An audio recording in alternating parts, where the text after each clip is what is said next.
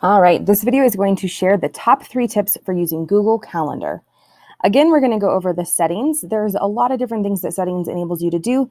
The things that I'm going to talk through are how to enable and turn on working hours, as well as changing the view options.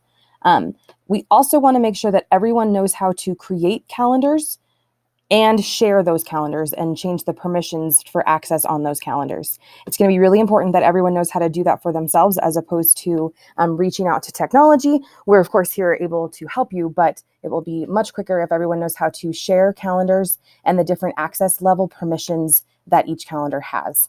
The last really cool thing about Google Calendar is using Find a Time to create an event with multiple people, because you can kind of use some of those permissions that we've talked about to find a time without having to go back and forth and figure out when everyone's availability is. So this slide will walk you through some of the different things, but I'm going to really quickly zoom over to an actual calendar. So here's what Google Calendar looks like. As a reminder, we want to be using the Chrome browser as opposed to Safari or Firefox. Just makes everything work better because it's Google Calendar and it's Google Chrome browser. First of all, on the left-hand side, you can see that you should have a list of My Calendars. Yours might look different, but everyone will have one with their name on it, and that will always be at the top. You can change the color of that one, make it whatever color you want.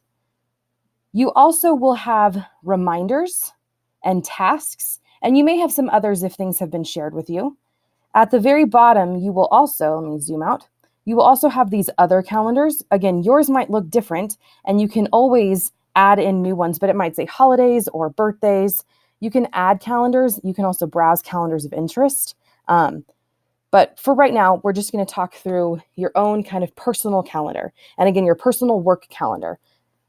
So right here, I have my calendar.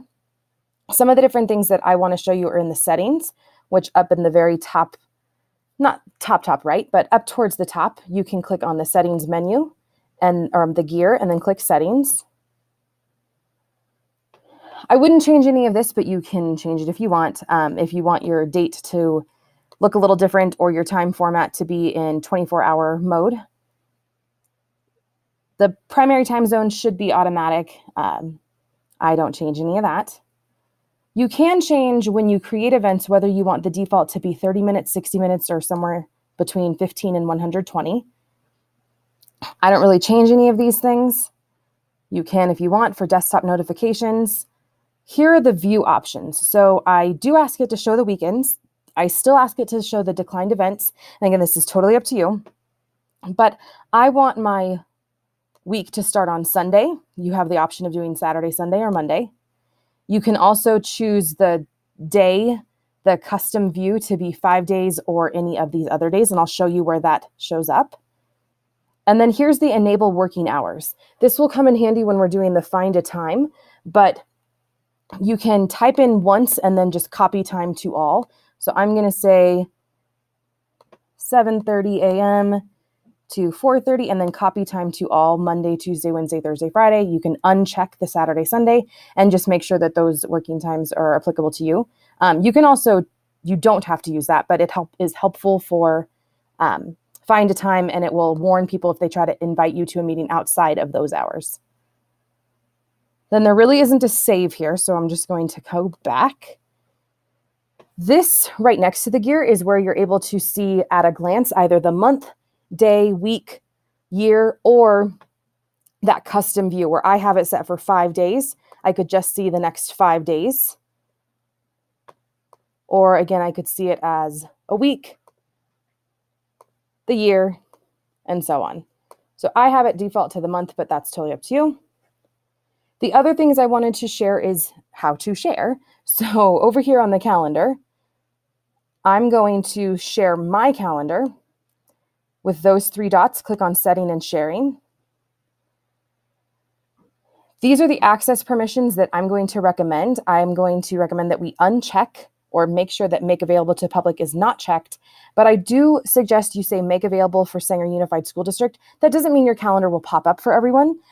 But when we're using Find a Time or when we're inviting each other to different events, you can make it so that it is available, but they can only see whether you're free or busy. So they can't see what it is you have on your calendar. It just shows whether they're free or busy.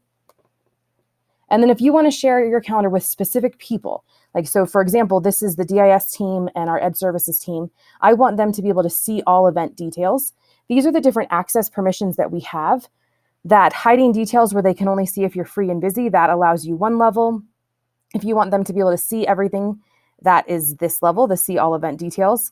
And then make changes to events means that they can create events or move events around on your calendar. And make changes and manage sharing means they can do all of that, and they can actually go into your calendar and add people or take people off of the sharing.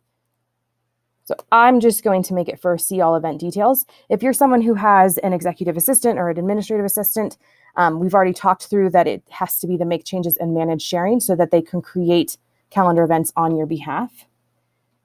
You can also add people here. So if I want her to be able to see all event details, I can click send, and then it will actually show up on her list of calendars.